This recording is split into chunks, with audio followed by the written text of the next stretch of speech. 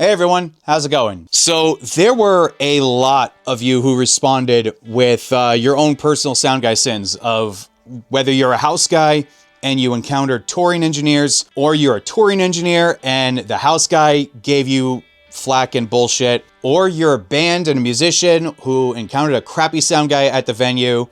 A whole bunch of opinions from all around came in, and oh boy, you guys have a lot of them. So I'm going to highlight a couple of them, and then I'll tell you one of my own sins that I personally made after this. So Darren Hicklin says, I'll tell a sound guy sin from arguably my favorite, also grumpy sound guy. I've seen musicians ask for multiple adjustments in monitors and he'll simply turn off their monitor. You get one setting and that's it. Asking for more and you get nothing. End of the line for you. We affectionately refer to him as the monitor Nazi. Okay, so a sound guy that kills the monitors on the stage for the band is one of, if apart from killing the mains and just ending their set, that's probably the worst thing a sound guy can do in the mix of a band set. Just no, don't ever do that. I say that, but I mean, let me just shoehorn in this sound guy sin. I did just that once, and I'll tell that story real quick before we move on to the next one. So I was working a gig, and there were, I think, 7 bands on that day. And I'm not going to name drop names because I'm not the name dropping kind of guy.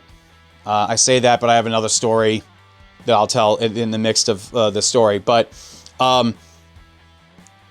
was a guy, a local black metal musician, and this day was already falling behind with delays, with language barriers. Half the bands playing couldn't speak a word of English, so it was already taking me a very long time to get the bands changed over. We had to have someone in the audience who happened to speak Spanish speak to the band, and I had to communicate with them, who communicated with the band. It was just a very frustrating night. The guy who organized the event was going on second to last, so we were already 15 minutes into his set before he was finally ready to go on. And this guy committed every musician's sin in the book. I said to him, okay, so if you're giving me a stereo track and balance, I need to hear all of your things and let's go over the levels. And he said, and I quote, no, you don't need to hear that. Okay, so can I hear a little bit of your vocal effects or a little bit of your vocal with your processing, since I'm only getting a stereo LR from you and that's it? No, I'll be fine. Okay, we're about 5 to 10 minutes into his set. And let me remind you, Dingbats has a very good smoke machine that I've been using the entire night in the show. The smoke machine there is perfectly capable of getting the stage hazy and whatever foggy effect that you want. Let me remind you, this guy is around 10 minutes into his set time. He has a half an hour. He goes into the back. He comes back on stage with a smoke machine that's about 3 times the size of the one that we have at Dingbats. Complete overkill for that size of venue. And he turns it on.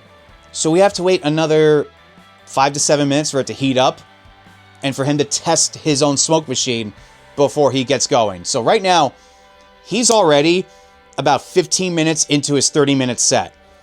And I said to him, just FYI, you got 15 minutes. Brush me off, whatever. He starts playing, and sure enough, it's complete garbage. There's nothing I can do. So I enter the equivalent of sound guy like Marshawn Lynch. I'm just here so I don't get fined. Like, I turn into Marshawn Lynch and I hit the same basic lighting effect for everything he's doing. The same basic rainbow RGB color like effect. I didn't even put an effort into having the movers go. I did the bare minimum. You want lights? You got lights. And your music sounds like shit. He cleared almost the entire floor. No one could listen to the garbage that he was playing. So he gets to his time. I say to him, you got time for one more. Completely ignores me, goes another 10 minutes. So at this point, I'm just keeping the lights on one steady color because I'm done. The lights are one steady color. I'm not feeling it anymore with this guy because he was being an asshole. So he then finishes. Now he's about 10 minutes over his set time. And if we're going strictly according to the clock of the show, we have 5 minutes until the next band, the final band, is supposed to go on. The band that sold the most tickets, by the way. So this guy goes, "You guys want one more?" And I get on the monitor loud and I say to him, "No, you don't have time for another one." He looks at me, looks at himself, looks back at me, shrugs, and plays another song. So right then, I killed his monitor. Killed it. I should have brought the mains up. I should have turned on the house lights. I should have done other things to get this asshole off the stage. But nope, I let him go. So what I did, because I went full petty fuck mode, I didn't even say anything to him when he was done. I was so pissed. So I unplugged his XLRs because he gave me 2 XLRs to plug into the stage box. And as he's packing up and the next band is rushing to get on stage, I said to the singer of the band, "I apologize that you're being delayed because of selfishness." And I said it loud enough so this asshole can hear it. And he heard me, and he was mumbling off and, like, you know, he was saying some shit under his breath. But yeah, that's the one time where I will fully own up to killing a musician's monitors. And there's going to be people in the comments that will inevitably go like, you know, you should never have done that. You shouldn't do it under any circumstances. Well, this asshole should have let me sound check him properly. He should have listened to me when he had X amount of time left. He should have listened and gone on stage on time and respected his and the other band's time on stage. So I don't care. Anyway, moving on to the next comment. That comes from Checked Off. I'm just going to call you Chekhov and tell you to man the weapons station on the Enterprise. I was scheduled to play at a church while the sound guy was out of town. He didn't have someone covering up or give us any information on how to set things up. It was a digital mixer controlled through a PC interface exclusively. Unfortunately, the computer was locked and nobody knew the password, so we couldn't use the mixer at all. Instead of using the main system, we ended up plugging what we could into a little PA speaker that had a handful of channels and setting and forgetting the mix ourselves. So I'm torn on this. On one hand, if the main sound guy wasn't going to be at the church, what I've discovered with churches is just about everyone there is a volunteer. And churches are pretty strapped for cash. I'm not talking about the Joel Osteen level churches or the type of churches that you see on Churchfront. I'm not talking about those because they clearly have a fuckload of money. They have a lot of investors and they can afford to pay all the people that work there. At least they should pay all the people that work there. I'm not talking about the mega churches. I'm talking about your local community church that actually holds community events and actually puts forward, you know, creative efforts to help the community. I'm talking about these guys. They all have volunteers and they don't have any permanent staff members there. So on one hand, from the church sound guy's point of view, if your volunteers and the equipment is not really taken care of or maintained by one person, or if the sound guy can't find, you know, anyone to cover, you shouldn't have access to the PA system. I know this because at Dingbats a while ago, the owner of the venue let a band come in without telling any of us sound guys and let the band come in and turn on the PA and use the system themselves. We weren't told that the band was going there. And sure enough, the band broke the horn in the PA system. So on one hand, I totally understand that that concept and that side of things from the sound guy's point of view. But if the sound guy knew that he wasn't going to be there, they should have put some feeler out there to get someone in to cover the system, to cover the gig. So all I know is if it's me, that's, whether it's at Dingbats or Artie's, if I'm leaving instructions for a sound guy to come in and cover, I will literally make a video on how to do everything, write down instructions, make a video, and take pictures of everything. So it is quite literally impossible for you to still somehow screw it up.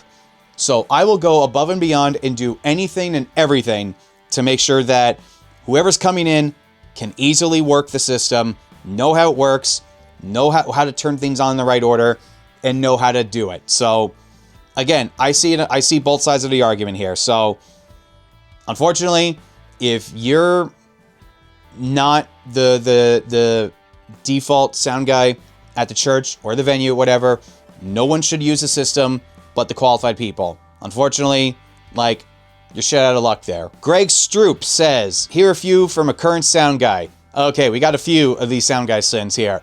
Sandbagging a mix and then wandering off. Yeah, I'll just read these and I'll address them one by one. Missing cues like guitar leads, etc. from the band without caring to boost them. Using effects and never turning them off or adjusting delay tempo the whole night. Too much chit-chat about road war stories when you need to get the stage wired and running. Never checking cables on a regular basis and sorting out the broken ones during sound checks. Same for snakes and sub-snakes. Never doing mic maintenance and the grill's looking like a crime scene. Yeah, so right off the bat, I'll address them quickly. Sabotaging mix and then wandering off. Yeah, any sound guy that sets a mix and just wanders off to go drink at the bar or like chit-chat with people, yeah, no, like, fuck you if you're one of those types of sound guys. That's just unprofessional. You're paid to be there to mix.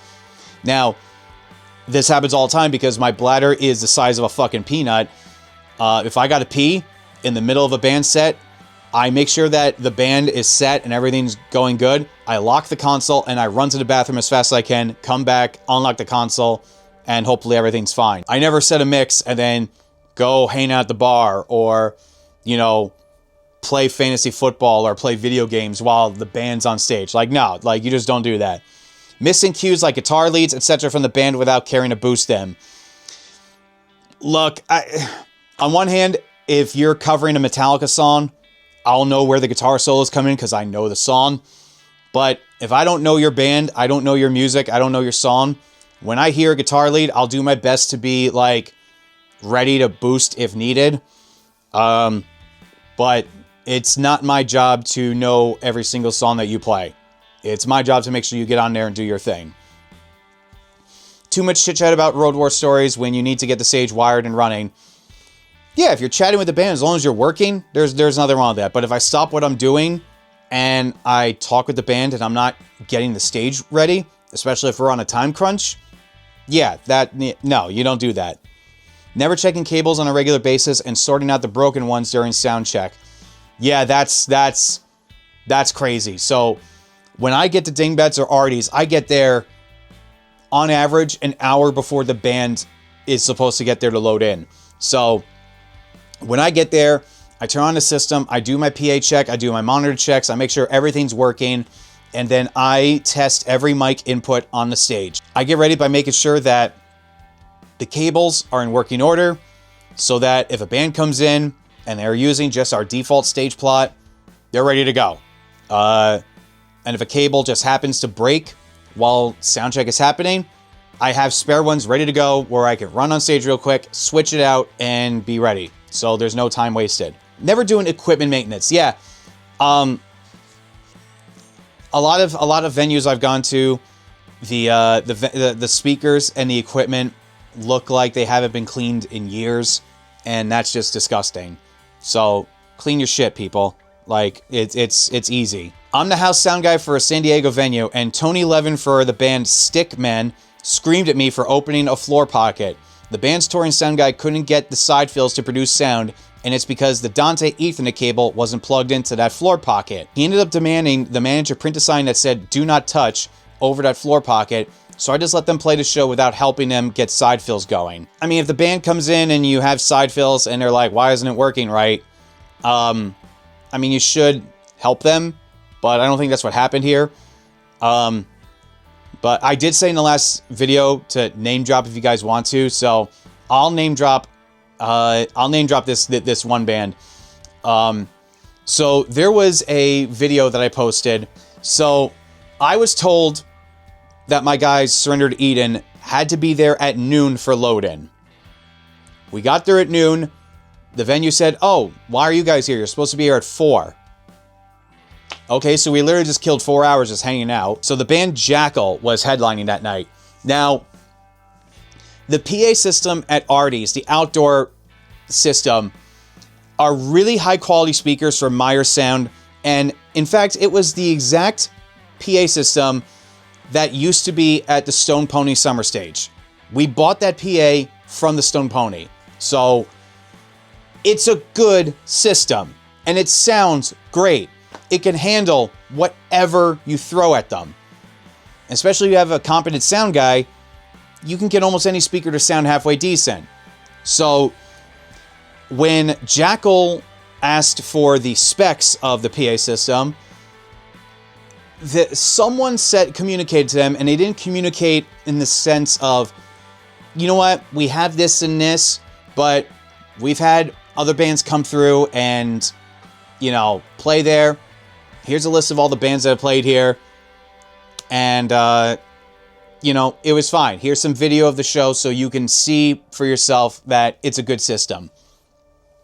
Jackal flipped to shit and demanded that we switch out the entire PA system. So the venue hired the guys from Two Dudes Audio. And, by the way, check out their channel. It's a really good channel. And they have really fun gear reviews. So they hired Two Dudes Audio to come in, and they switched out the entire PA system. They got there at 6 a.m. to take out Artie's system, put in their own system to meet Jackal's tech writer. Because they specifically said, we want JBL line arrays or we're not playing. And they threw this whole, you know, give us everything we want or we're not playing mentality. So they were a fucking nightmare from what I heard. So we get there. I get there at noon, and Jackal is already setting up their stage. So they must have gotten there at 10 a.m., judging by how much gear was on stage. So they had their riser, their obscenely huge guitar cabs that, of course, weren't all the way back. They were put halfway on the stage, so already half the backstage was not usable. They put all their gear on there. And then the band was ready to go, and we waited about an hour and a half for their sound guy to get his ass over there. I don't know where he was, but their sound guy was about an hour and a half late. He then gets there and then takes his sweet-ass time getting to the console and sound-checking Jackal. Now, Jackal, from what I heard from inside, they went through the instruments, they went through the input, they did about 2 to 3 songs for soundcheck, which is about average for a touring band like that. So the band was okay. But then afterward, they took another 45 minutes to an hour to get their shit off the stage and make it ready for the next band to get on. So this show had 6 bands. Doors were in 2 hours, and my guys, Surrender to Eden, were opening up the show. We have our own drums, we have our own IEM rack, I'm doing sound, and the only thing that Two Dudes Audio were getting from me was a stereo LR to go into the mains. Because I'm controlling everything via iPad, and I've also done shows at Artie's before, so I know what to look for in that environment there. We agreed with Two Dudes Audio, and we agreed with everyone that there were 4 other opening bands that were using a house kit and house cabs. So we agreed, Surrender to Eden agreed, to go on last, sound check last, and we would open up the show, just to make it easier for everybody. So the opening bands, again, it took a long time. So as we were waiting for the house kit to be retuned, checked, and whatnot, we're all like, Surrender to Eden and I were looking at our watches going like, oh shit, we have like 30 minutes until doors. And they're not even close to being done with sound check yet. So how the fuck are we going to set up our stuff in like 15 minutes? So you guessed it, we were late. Doors were opening and they just finished the other opening band sound check. So I'm like, guys, as long as we get on the stage and I check the line inputs to make sure everything's good, I will have you guys dialed in by the time the first song's done. Of course, there were tech issues. Ron, the guitar player, he was having in-ear issues. Same with John on keyboards. So as we were sorting everything out, ultimately, between tech issues, getting on stage way later than, we thought we were going to, we were running late through our own set. Doors were open. We were supposed to start at, I think, 7, and it was around 7:10 when we were ready to finally start doing line checks. So I already said to the guys, look, we're going to cut 1, maybe 2 songs from our set. All while we were still doing tech issues, Jackal's sound guy was pacing in the back of the stage, shouting, mumbling, purposely going like, to make sure that everyone can hear him. And then we would glance at him, he would look at us and go like, he was smacking his wrist like he was on a fucking mission. Like, there's a difference between, like, saying to someone discreetly, going like, hey, gotta go, like, it's time to go. And what he was doing, like, ow, that actually hurt myself. But, like, he was doing that. And I could have swore I heard him, like, snap his fingers at us too a couple times. I could be wrong, but I know for a fact I saw him going like screaming at us. And like, I wanted to say to him, motherfucker, if you showed up on time and you guys got your asses off stage at the time that your own writer said that you would be done at, instead of almost 2 hours afterward, we wouldn't be in this situation. So if you were that sound guy for Jackal and you happen to be watching this video, we were late because of you. That's all. Just saying. Ultimately, though, what I told Surrender to Eden, they didn't have time to go into the back and change into their show outfits. So you literally see Mike, the bass player, in his jeans and his tank top, all sweaty. You see John with his green shirt and fanny pack. And they looked like a bunch of dads playing their music. And it was actually kind of funny seeing how they looked. But like, when we finally got going, we had maybe 15 minutes. And that was enough time for maybe 2.5 songs. And as they were going, again, Jackal sound guy came out to us and was screaming at the promoter and me. I was ignoring him at this point. I was concentrating on doing my job for my band. And he was screaming. He's like, they got to be off in 5 minutes. And the promoter, to his credit, was like, they just got on. And Jackal sound guy was like, I don't care. They need to get off. So I finally butted in. I'm like, we're doing 3 songs and then we'll be off. He asked how long are the songs and was like demanding like an exact time that we'll be off. So I'm pissed at him at this point. So I'm like, they're not long, like 4 to 5 minutes. Like, we'll be on and off the stage. We can get our shit off the stage in less than 10 minutes. So the rest of the local bands are already sound checked, ready to go. So let us do our thing, right? Let us do our thing and get the fuck off. So he reluctantly was like, and just stormed away.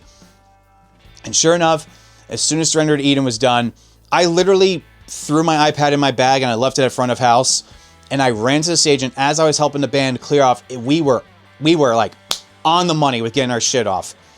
And the crew that Two Dudes Audio had were incredible. They were helping us, and they were going like, hey, what are you gonna do?